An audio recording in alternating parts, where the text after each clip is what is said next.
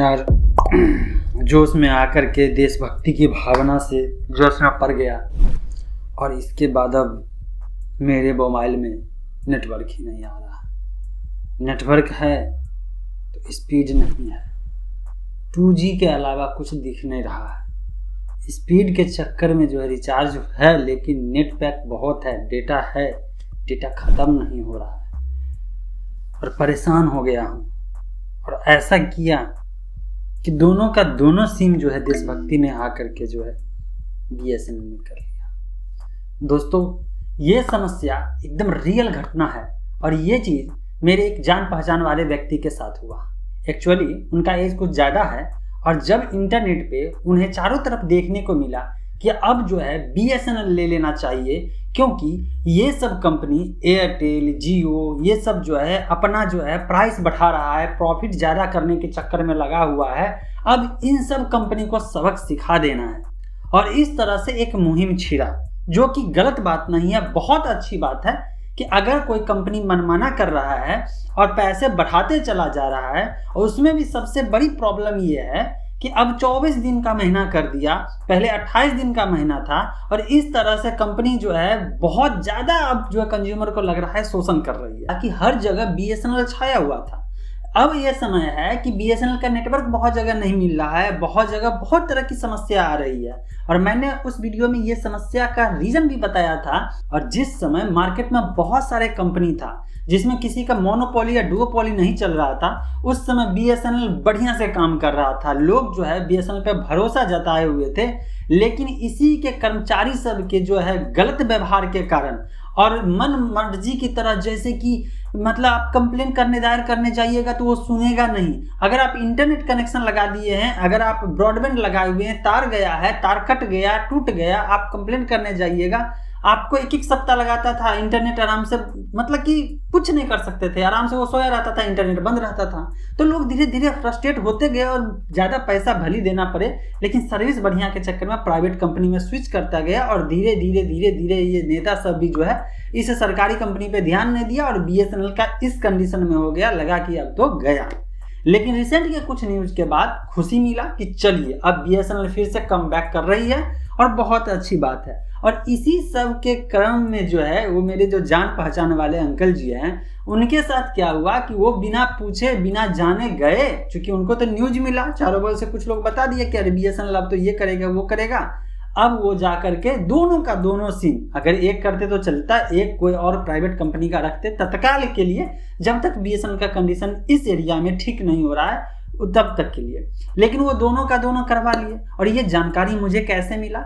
जब मैं एक दिन उनसे मिलने गया तो वो मुझे बोले, देखो अजय, मोबाइल में जो है नेट है लेकिन कुछ चल ही नहीं रहा है।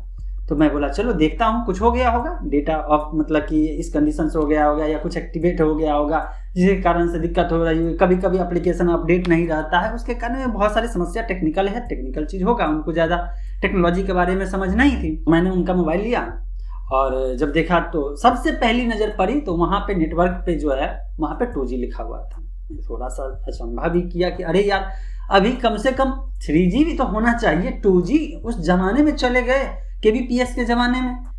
मैं सोचा कि चलो कुछ इशू होगा हार्डवेयर, या रीस्टार्ट करके मैं देखता हूँ। ऑफलाइन करके भी देखा, ऑनलाइन किया, सिम में गया, इसके बाद सिम को पहले डिसेबल किया, फिर चालू किया, सारा प्रोसेस किया।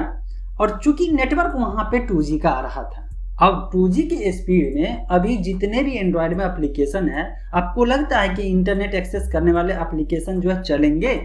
आपको लग रहा है? नहीं। तो ना उनका YouTube चल रहा था, ना सही से ब्राउजिंग वाला कोई एप्लीकेशन, ना फेसबुक चल रहा था, क्योंकि सारे ऐप वो इंस्टॉल किए हुए थे। और इन सब एप्लीकेशन को स्मूथली चलने के लिए अभी के समय में अच्छा खासा स्पीड चाहिए, नो डाउट। अब जमाना आ रहा है 5G का, 6G का, मतलब जमाना 5G का आ चुका है, 6G का आ रहा है, एटलीस्ट 4G का भी तो नेटवर्क होना चाहिए।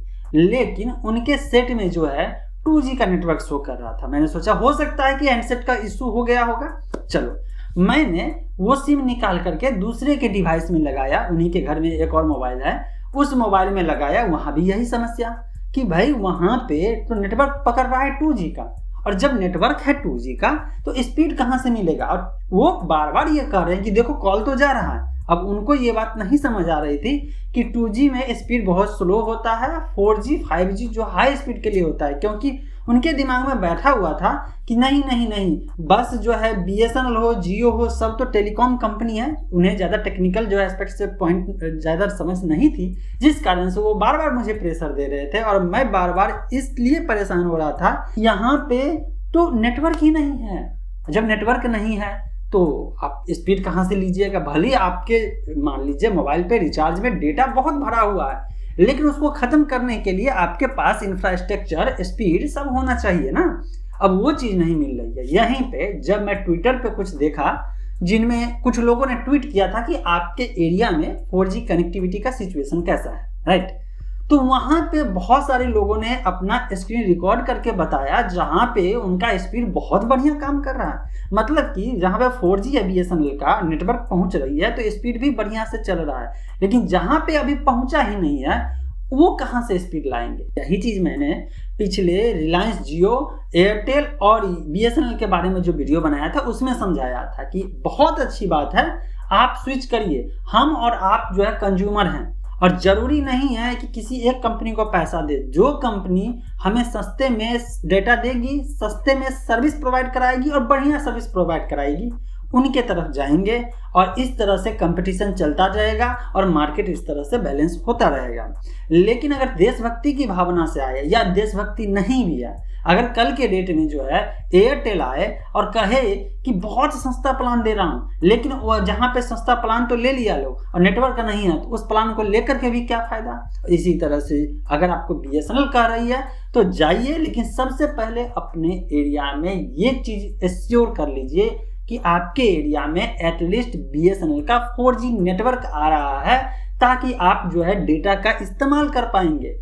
अदरवाइज जो है आप उसी ज़माने में चल जाएंगे जैसे 2G में हुआ करता था।